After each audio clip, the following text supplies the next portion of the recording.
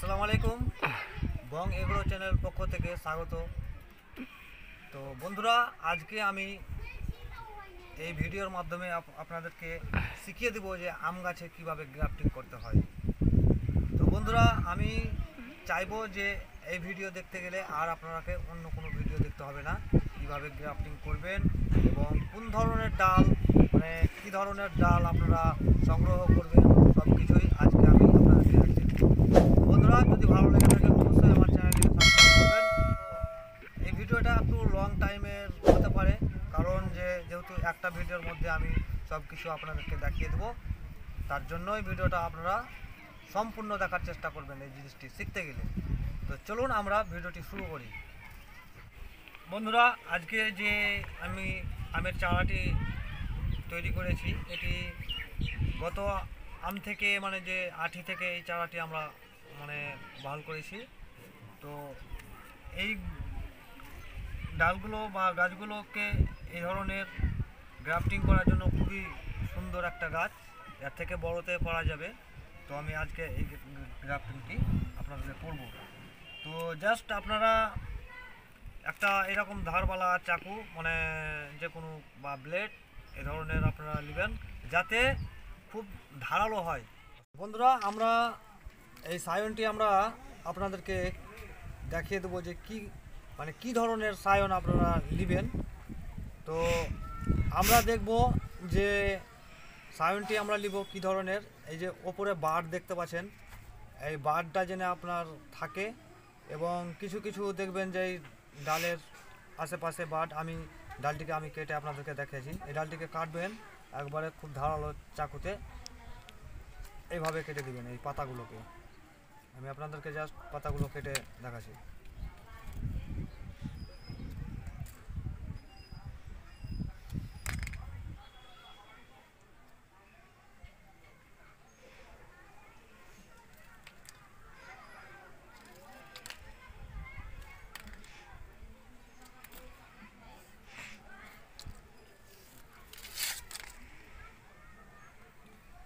তো বন্ধুরা, আমরা সায়নটি ফিট করলাম।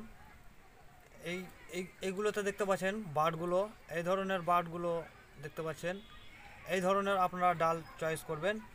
আর ডালটি জেনে 5 থেকে 6 মাসের পুরনো হয়, তাতে গ্রাফটিংটি সাকসেস বেশি আসে, 100% আসবে।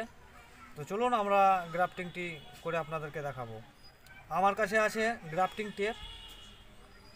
তো আপনারা পারলে, আপনাদের কাছে যদি গ্রাফটিং টেপ নাও থাকে, তাহলে আপনারা এর পরিবর্তে আপনারা বাড়িঘরে যে প্লাস্টিক ক্যারি থাকে, সেই ক্যারি থেকেও আমরা গ্রাফটিং করতে পারবো, অসুবিধা নাই।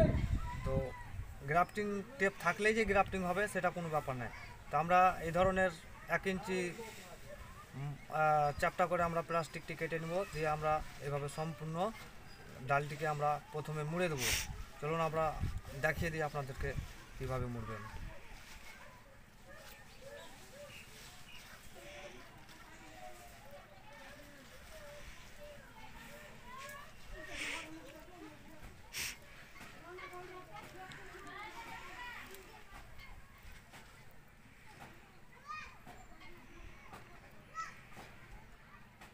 আমরা ডালটিকে এভাবে পরশ পরশ, একবারে কোনো জায়গা ফাঁকা না থাকে, প্রতিটা জায়গাতে আমরা এভাবে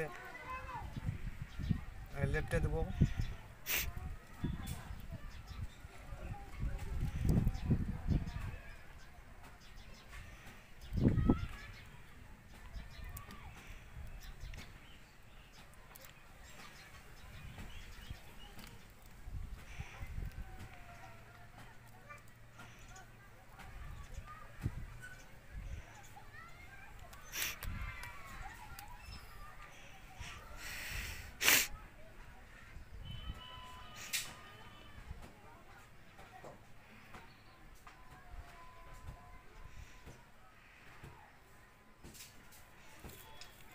ডালটি আমাদের প্লাস্টিক দিয়ে মোড়া হয়ে গেল। তো এবার আমরা ডালটি রেখে দেওয়ার পর আমরা এই গাছটিকে আমরা কিভাবে কোনখান থেকে কাটবো। তো বন্ধুরা, আমার কাছে যেহেতু কাটার আছে, আমি কাটারের সাহায্যে কাটবো। আপনারা চাকু দিয়েও এইভাবে কাটতে পারেন, কোনো অসুবিধা নয়। তো আমি আপনাদেরকে দেখিয়ে দিই। আমরা এখান থেকে ডালটিকে কেটে দিলাম। এই গাছটির দেখতে পাচ্ছেন মাঝ বরাবর, মাঝ অংশে আমরা গাছটির এভাবে চির দেব। এটাকে অ্যাকচুয়ালি ভি গ্রাফটিং বলা হয়।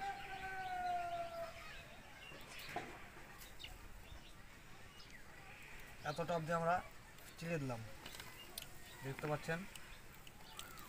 এবার যে সায়নটি আমরা কাটবো, অবশ্যই চাকুটা ধারালো হতে হবে। আমরা একবারে এটাকে এইভাবে কেটে দেবো যাতে থেতলে না যায়। থেতলে গেলে কিন্তু যে ওর আঠা আছে, আঠাটা আমরা গ্রাফট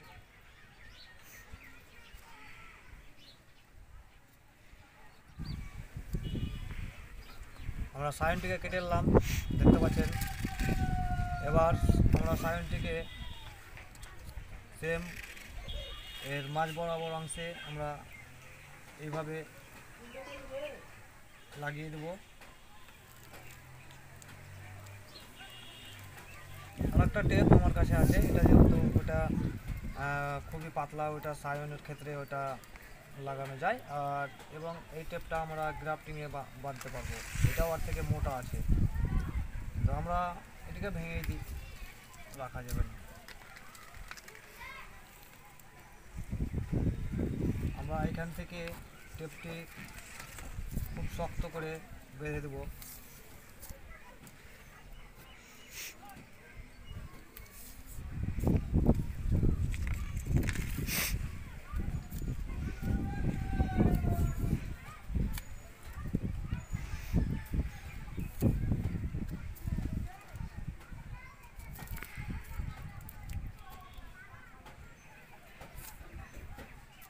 এভাবে আস্তে আস্তে খুব শক্ত করে বাঁধতে হবে। এটা হাওয়া বাতাস যেন এর ভিতরে না ঢুকতে পারে, নাহলে গ্রাফটিংয়ের যে আঠা আছে, আঠাগুলো হাওয়াতে শুকিয়ে যাওয়ার সম্ভাবনা থাকে। তো এটাকে আমরা খুব সুন্দরভাবে শক্ত করে বেঁধে দেবো।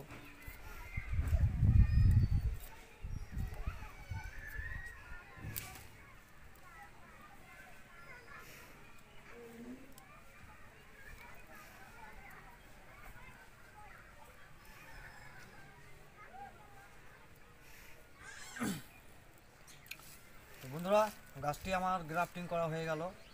এখন এই গাছটিকে এমন জায়গায় রাখবো যেন একবেলা রোদ পড়ে এবং একবেলা ছেয়ে পড়ে।